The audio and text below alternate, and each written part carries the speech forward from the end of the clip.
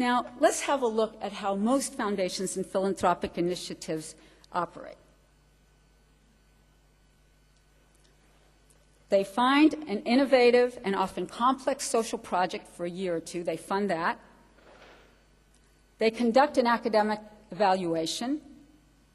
They publish their results, and if it's successful, they expect the new idea to be replicated across the country or the world. From our perspective, every step of that chain of logic is misguided. First, no matter how great the idea, the notion of a better approach, that a better approach can be found, tested, replicated after a single trial in a few years of funding seems improbable. One short-term demonstration project will never refine an idea to a reliable, replicable, and compelling model in the way that a social entrepreneur shapes his idea over a decade of persistent trial and error and against major hurdles. And as I mentioned previously, the time span for replication and change is very long to occur. Few foundations, even taking account of their long-term stability, will support an initiative for a decade. To paraphrase Albert Einstein, it's not that they're so smart, it's that they stay with problems longer. Finally, the formal evaluation process focuses on proving that the idea works.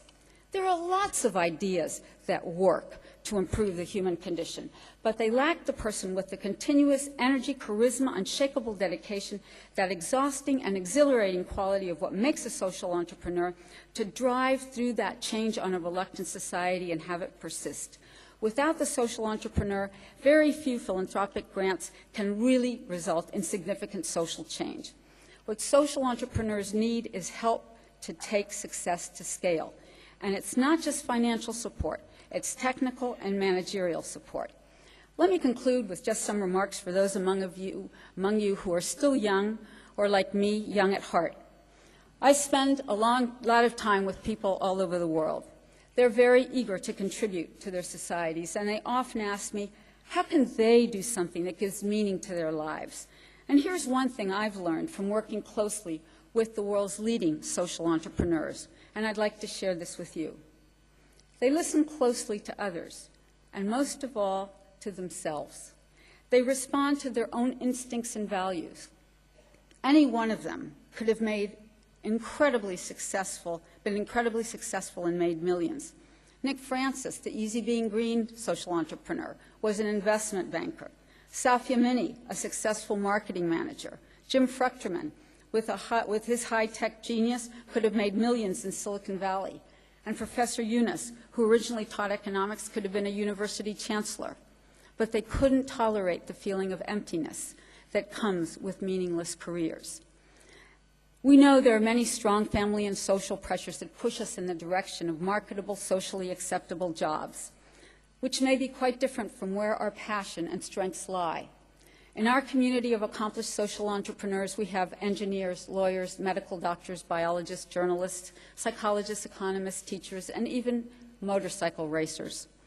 All of them were experts in their fields and saw a different way to apply knowledge, to change effectively systems thinking in that field, to come with entirely new, deceptively simple approaches. As you can imagine, in deciding to pursue their passion, they worried and even angered their family and friends. They were rejected by their own colleagues, but they drove forward because they believed in their vision and were able to convince others along the way. They were able to experiment, make mistakes, correct the direction, and persist in developing and implementing their idea. The key factor, they listened to their inner voice, their internal compass, and kept them headed ever so slowly towards their mission. And even when, by other standards, they seemed to have accomplished the impossible, they kept going, setting up new ventures to further strengthen their life's work. I'd like to leave you with this last thought, and it's drawn from a good friend and writer on social entrepreneurship, David Bornstein. When you look at people ahead of you who have made their marks on the world, use their stories for inspiration and guidance, but don't compare yourselves with them. You don't know how humbly they began. Capacity is not fixed. It grows along the way. Keep in mind that when you do not need to have the knowledge or the skills or the energy to complete a task when you begin it. You just need enough to begin. Thank you.